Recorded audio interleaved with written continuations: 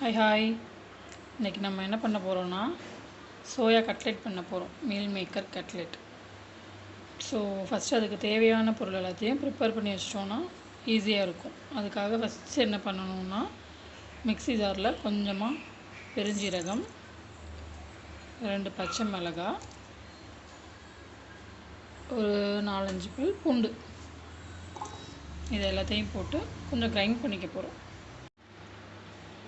நல்லா அதை கிரைண்ட் பண்ணி எடுத்துகிட்டு, ஆல்ரெடி நான் மீல் மேக்கரை வந்துட்டு ஹாட் வாட்டரில் போட்டு 10 மினிட்ஸ் அப்படியே விட்டுட்டு திரும்ப வாட்டர் ஃபுல்லாக ட்ரைன் பண்ணிவிட்டு பச்சை தண்ணியில் ஒரு 2 தடவை அலசிட்டு மிக்சியில் ஒரே ஒரு பல்ஸ் போட்டு எடுத்துருக்கேன். ஸோ இந்த மாதிரி, இல்லை இன்னும் கொஞ்சம் முழுசாகவே வேணும்னாலும் நம்ம போட்டுக்கலாம். நான் சரி குழந்தைங்க சாப்பிடணுன்றதுனால நல்லாவே கிரைண்ட் பண்ணிட்டேன்.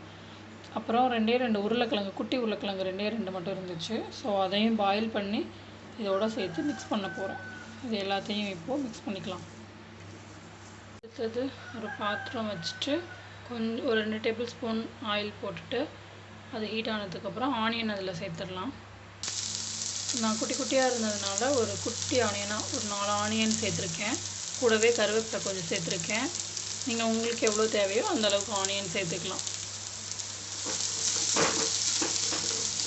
இதை நல்லா கலந்து விடணும். ஒரு 2 மினிட்ஸ் கலந்து விட்டுக்கலாம். இப்போது இதில் கொஞ்சமாக சால்ட் ஆட் பண்ணிக்கலாம். அடுத்தது இதில் வந்துட்டு நம்ம ஆல்ரெடி ரெடி பண்ணி வச்சுக்கிற சோயா சங்ஸையும் பொட்டேட்டோவும் மிக்ஸ் பண்ணி வச்சுருக்கோம் இல்லையா, அதையும் இதிலையே ஆட் பண்ணிக்கலாம்.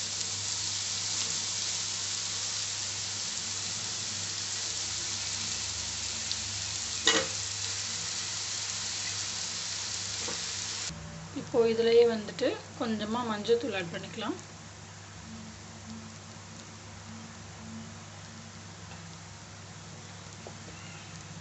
கொஞ்சம் கரம் மசாலா, நமக்கு காரத்துக்கு தேவையான அளவு ஆட் பண்ணிக்கலாம்.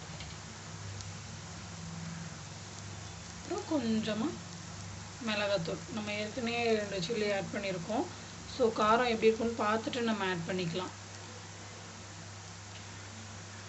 இப்போ இது எல்லாத்தையும் நல்லா கலந்து விடணும். இந்த மசாலாவோட பச்சை வாசனைலாம் போகிற வரைக்கும் நல்லா கலந்து விட்டுக்கணும். ஒரு 2 மினிட்ஸ் அப்படியே இருக்கட்டும்.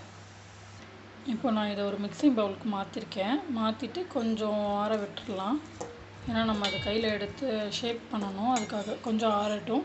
இது கூடவே வந்துட்டு கொஞ்சமாக அரிசி மாவு சேர்க்கணும். இப்போது இதில் அரிசி மாவு சேர்த்துட்டோம். அரிசி மாவு சேர்க்குறப்போ நமக்கு கட்லெட் நல்லா கிறிஸ்பியாக கிடைக்கும். அண்ட் இதில் ஈரப்பதம் இருந்தாலும் அது ட்ரை பண்ணிவிடும். அதுக்காக தான். ஸோ மிக்ஸ் பண்ணிவிட்டு ஷேப் பண்ணலாம். இந்த மாதிரி நல்லா மிக்ஸ் பண்ணி வச்சாச்சு. டேஸ்ட்டும் பார்த்துக்கலாம். இப்போவே நம்ம உப்பு காரம் எப்படி இருக்குன்னு பார்த்துக்கலாம். தேவையானதை ஆட் பண்ணிக்கலாம். நான் டேஸ்ட் பார்த்துட்டேன், கரெக்டாக இருக்குது. ஸோ இனிமேல் ஷேப் பண்ணிவிட்டு போட்டு எடுத்துடலாம். ஓகே.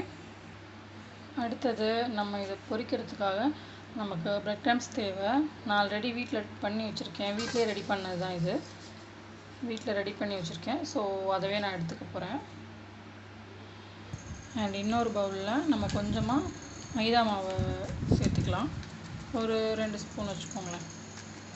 கொஞ்சமாக மைதா ஆட் பண்ணிக்கோங்க. அதை தண்ணி விட்டு நல்லா கலக்கணும்.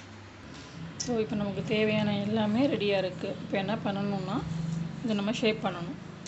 நமக்கு என்ன ஷேப் வேணுமோ அதை எடுத்துக்கலாம்.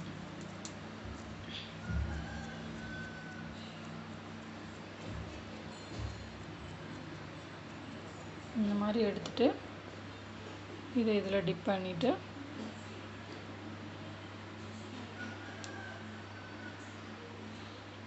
அடுத்து பிரெட் க்ரம்ஸில் போட வேண்டியதான்.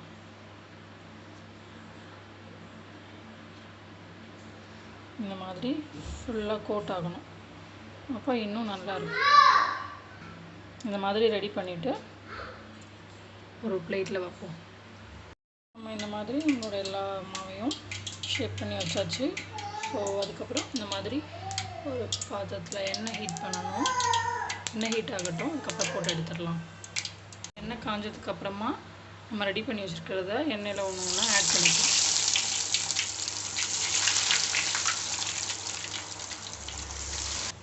இந்த மாதிரி 2 சைடும் கோல்டன் ப்ரௌன் ஆனதுக்கப்புறமா எடுத்துடலாம். அவ்வளோதான், நம்மளோட சோயா கட்லெட் ரெடி ஆகிடுச்சு. வாங்க சாப்பிட்லாம்.